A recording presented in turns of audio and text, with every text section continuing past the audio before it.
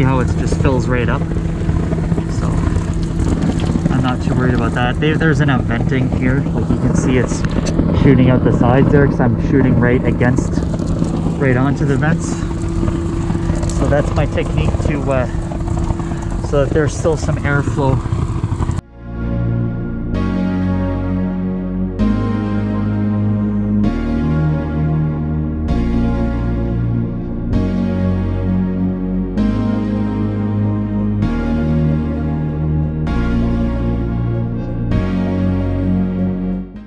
So we're here in another attic.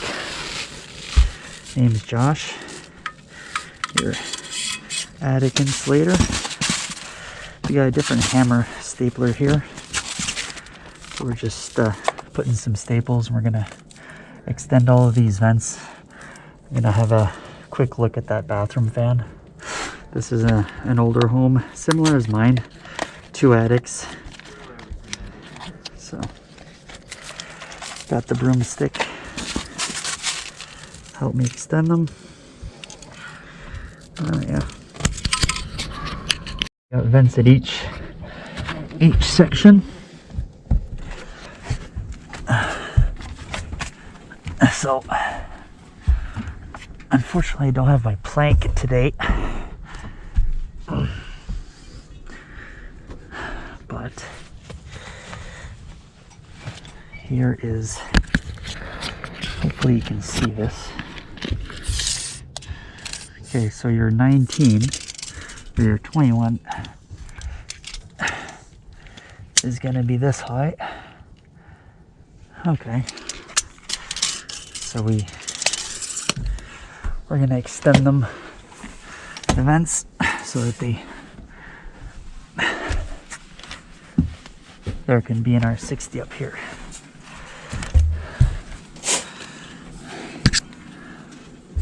And we've got our roof vents here. That's not too bad. Place these at each. That's 2 here.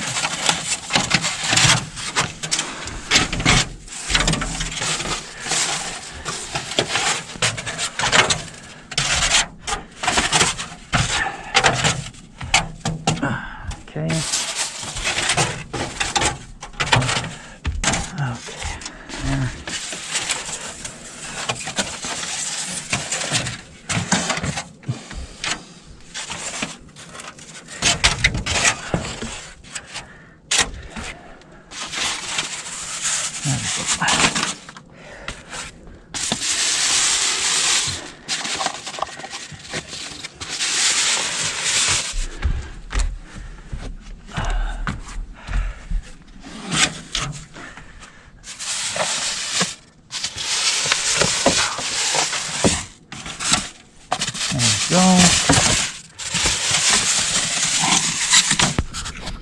This is where a plank would have been handy.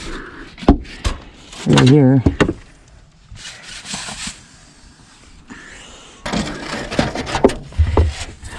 D.i.y. Aha! There's this little piece I can travel on. So the trusses are 2 feet on center on this one. Get those holes aligned and up. And there we go. Yay.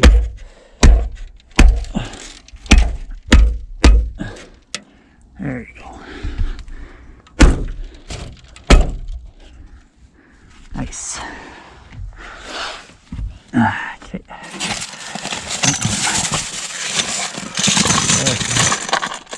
There's a nice mess. Here. Just right.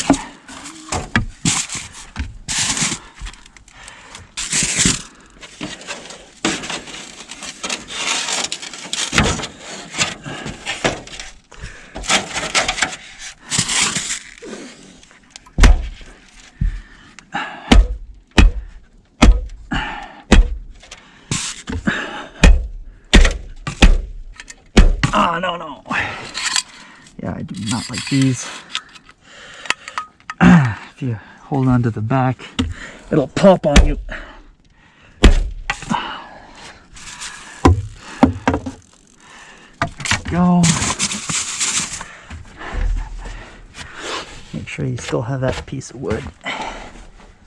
There we go. Next.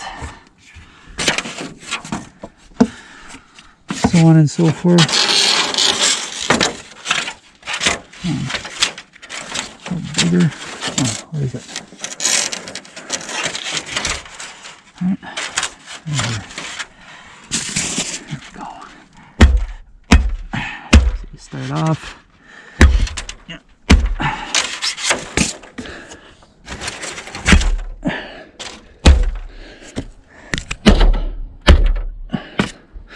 So you notice there's rust on the nails here. That's because there's so little insulation and not enough venting. So there's frost that builds up in here and actually drops on the insulation.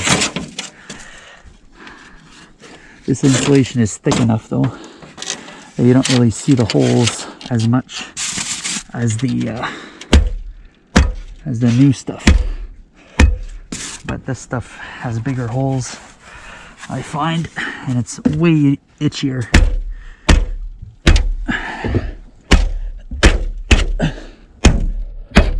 There. So for this house, there's one thing to keep in mind.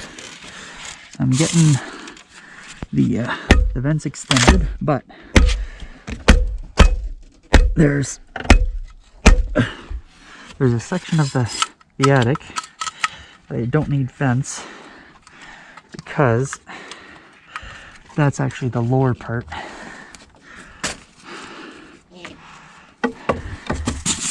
of the attic over here, which is why there's that little cutout. So I'm gonna skip a couple of cavities because that's gonna be full of blowing once I get the R60 installed. I know this because this is a very similar model to my house. So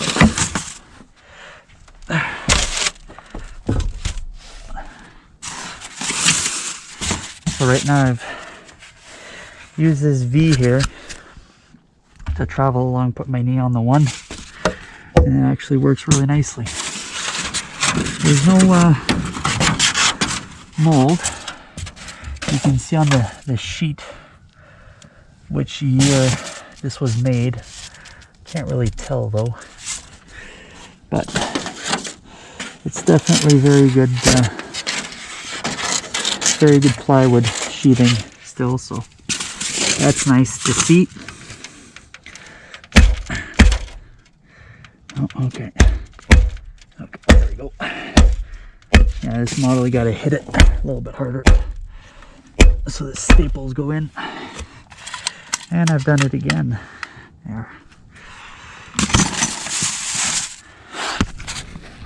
So there's one thing I noticed about a couple of these cavities is you gotta be careful that the insulation actually covers the top plate of your exterior wall, or else you're gonna have some real issues here with some heat loss. So the top plate's actually right here, so it's not too bad. You have to be careful as to how far you push it so that I don't do the mistake that I just did here. But the vent was installed high enough that you're still getting some venting, which is nice. So you see how it just passes through. So I'm gonna push some of the old insulation just to block off that hole there, so that the new loose fill doesn't actually get into the whole soffit area. push that in just a little bit more. There you go. That's it, right there.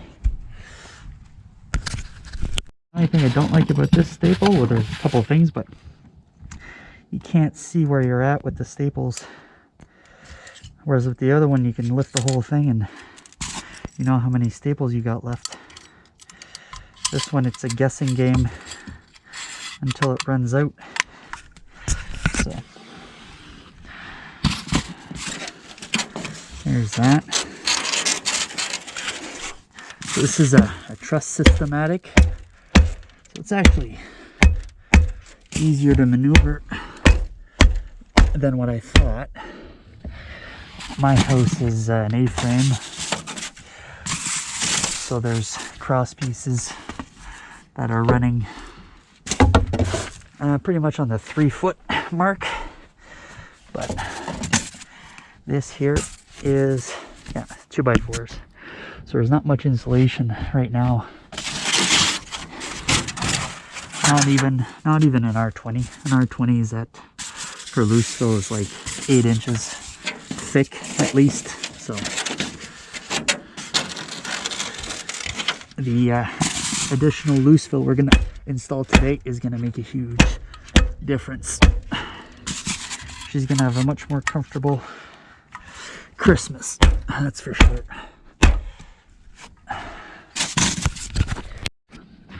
So you notice here with the hammer stapler, I don't have as big of a worry to get those roof nails in my hand, or the back of my hand, because I can sort of curve the shot a little bit.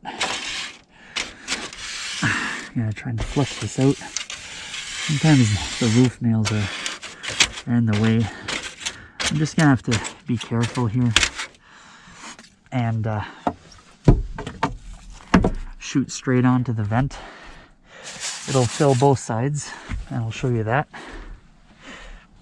And it won't actually fill the vent itself, so that's good. That's what you want.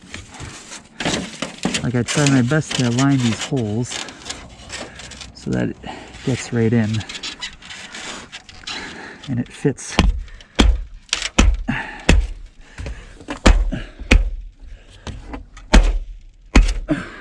But yeah, sometimes you just doesn't want to work with you.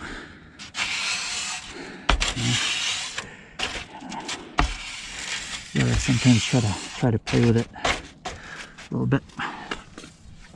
Started with the installation of the material, and so this is a 3-inch hose. I usually use a 4-inch hose, so this is going to be a little bit of slower of an installation, but that's okay.